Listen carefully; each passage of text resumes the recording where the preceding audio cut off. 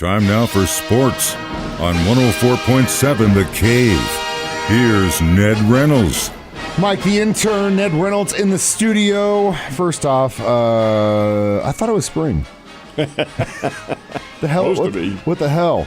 I know it's a weather show, but come on, guys. It's in the 30s. What the hell's going on? All right, so I came in. I was a little down because I figured that in our bracket buster, I was the leader, and I was like, surely after this weekend, there's no way I'm going to win this thing because, golly, all these teams that have gotten to the Final Four blowing my mind. But come to find out, everyone was in the same boat, so I'm in the lead. It looks like I'm going to win that thing, even though everyone pretty much lost together. Crazy Final Four, I think. Well, who had these teams in the Final Four? There's no way you did. There's no way you did. You have a Final Four that includes the Aztecs from San Diego State, and they are a very good basketball team.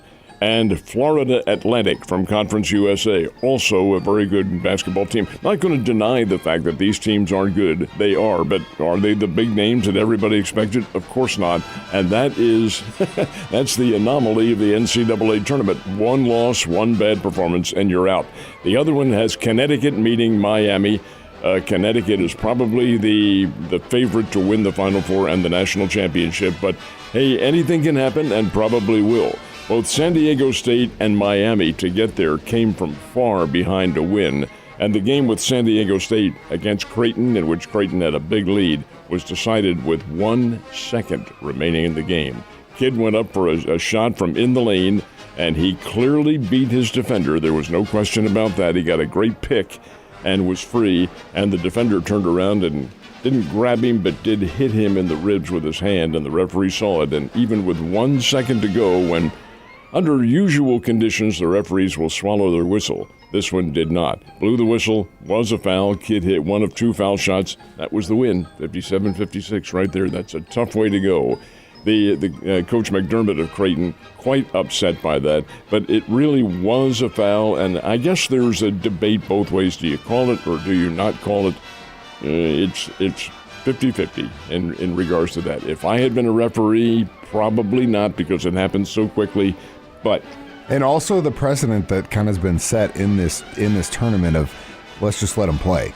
Well, that's the case in all national competition. You let them play physical basketball, but the rule in basketball is if a shot is impeded in any way, then it has to be a foul. And yes, the kid pushed the offensive player in the ribs with his hands, and that did impede the shot. So indeed, you really should call a foul on that one, and they did. And as a result, the Aztecs win by 1 point. San Diego State's a good team. They play great defense. This will be a pretty good Final Four coming up. And you look at these scores, not all of them, of course, because especially in the early rounds, you had some blowouts. But really, as it gets down to it, it is a 1, 2, 3 point game almost every single time. I know my Wildcats, I was hoping they could beat Florida Atlantic, but 3 points, and that's just the way it goes. But what a great season, and like we started out with this, there's no way in hell you had picked this Final Four. Maybe you had Miami in there, maybe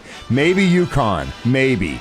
But not Florida Atlantic or San Diego State. There's no way in hell. That is because the media is partially to blame for that, and that's because these are not headline teams. San Diego State is, heck, they've had good football programs in the past. Oh, yeah. They haven't been to a huge number of bowl games, but remember a guy named Marshall Faulk? Oh, yeah. Where he played. Yep. And they've had any number of great pro players from there, but it still is not one of your big names. Still, the media is to blame because they give all the big names, the Alabamas, the Houstons, and all this, the number one seeds. That's my championship right there. In fact, it was, I had both of them go in the Final Four. But again, you fall victim to the fact that anything can happen in this tournament. But it also lets the media not make a big deal of these teams that got all the way to the end and become the Cinderella stories. Speaking of Cinderellas, the ladies got their national championship. Half of them. Half the field has been decided. That's Iowa and, in fact, LSU, and both won their semifinal games last night to get to the Final Four. The big story, and the other two are tonight, incidentally, out in Seattle, Washington. Iowa, they have a star player on their team, and she is not an individual who has flown under the radar. Caitlin Clark. She is a tremendous player. We talked about Jackie Stiles here 20 years ago. This girl is the reincarnation of Jackie Stiles and maybe more. Plays to the crowd, just shoots. Had 41 points last night for Iowa in their win over Louisville, which was 97-83. And they will be matched up in the Final Four.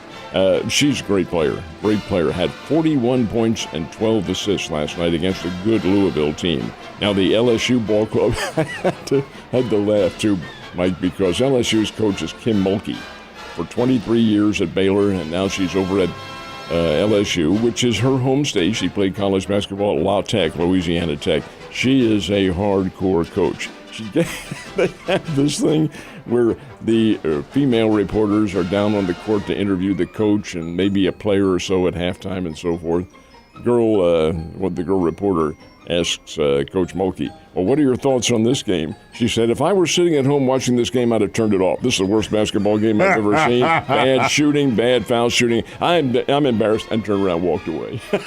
This is great. That's why they have those coaches on there. You know, what's funny is you said that, and I was like, I've heard you say that before. I'm surprised she didn't but I'm get not that. A coach. Yeah, well, pretty much. All right, and again, this isn't the only tournament left in college basketball. NIT definitely happening as well, right? The semifinals, I should say, will be tomorrow night. Now, the NIT has changed its format a little bit forever.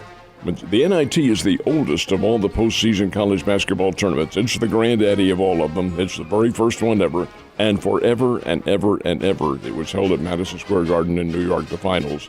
And for a while, all of it was held there, all 32 teams. Now they have changed, and the national finals, semifinals, and finals are out at the Orleans Arena in Las Vegas, and that's where they'll play tomorrow night. And I must admit, these are teams. Wisconsin, everybody's heard of them. That's a Big Ten Conference team. And North Texas, out of Conference USA, Denton, Texas, that's a big school. North Texas and Wisconsin play in one game.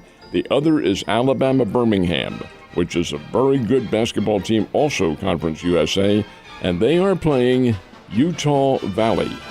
I would admit to you, I've never heard of Utah Valley. Me either. And I said never heard of them. I'm sure they're in Utah, right? I hope so. Anyway, that'll be the semifinals, and the winners will play for the NIT title on Thursday night. It's crazy to think that this weekend regular season baseball will kick off because, you know what, it feels like we could be getting some snow today, but baseball is getting closer and closer to kicking off. Baseball Bears, Missouri State had a pretty strong start, or at least the first few games of the season they were looking good, but man, hasn't been looking good lately. They're in a slump. They are in a significant slump, which all teams seem to go through somewhere along the line. Bears have lost 6 in a row, all 3 of them to Evansville, and that opened up the conference season here in town. 2 games on Saturday, 1 on Sunday, and the Bears lost all 3 games. Evansville is a very good baseball team. In the Saturday doubleheader, Mike, they hit 8 home runs. 8 of them. And this is in Hammons Field, for heaven's sake. 8 home runs, and that was in the doubleheader. They win yesterday 7-4. All 4 runs for the Bears knocked in by one guy, Zach Stewart, their freshman from Lebanon. He is a really good player. But the team is just simply not in sync right now, and it all began last weekend when they played East Carolina in Greenville. So the Bears are slumping right now. They're a better team than this, and they will come back. Have Oral Roberts coming in here tomorrow to play, and then go on the road to play in some games. But fact is that, and it's an interesting little historical reference here, Evansville last year also played here as an anomaly in the schedule and won all 3 games. The Bears came back to make the NCAA tournament. Who knows? Could happen this year as well.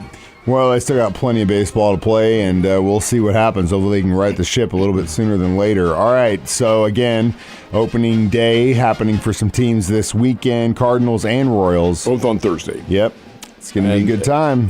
And they have broken camp. Both of them have closed up their camps. The Cardinals have 1 game remaining. They'll be on the road today to play the Orioles in Miami, and then that's it. They will play no more games until Thursday when they open up the season with the Toronto Blue Jays. And maybe just as well, because the Cardinals played the Houston Astros yesterday. And, Mike, the final score... Oh, I saw it. 24-1. Houston won 24-1. I thought it was spring training. There's a mercy rule or something. The Cardinals starting pitcher's Jack Flaherty, and he gets blasted. Of course, the Houston Astros are the World Series champions, but let's see that happen. And the Royals will play, and interesting for the Royals, too, they've broken camp, as have their camp partners, the Texas Rangers, and they will play each other at Globe Life Stadium in Dallas. So these are 2 exhibition games for the Royals, one in Dallas tonight, and one tomorrow afternoon. And then they stop on Wednesday, open up the season Thursday at Kauffman Stadium, Kansas City against the Minnesota Twins. So, baseball is here and it begins for real on Thursday. Had a really, really good NASCAR race in Texas yesterday, I think. Yeah, this is at the Circuit of the Americas, which is near Austin, Texas, and it's a real challenge for these NASCAR drivers. Tyler Reddick got the win in this one, held off Kyle Busch right down the stretch. It was a really good race, a testing race for these NASCAR drivers because that's a difficult course, this Circuit of the Americas. But that's where they ran, and Tyler Reddick gets the win. Bundle back up. You're headed out. I'll see you tomorrow, Ned.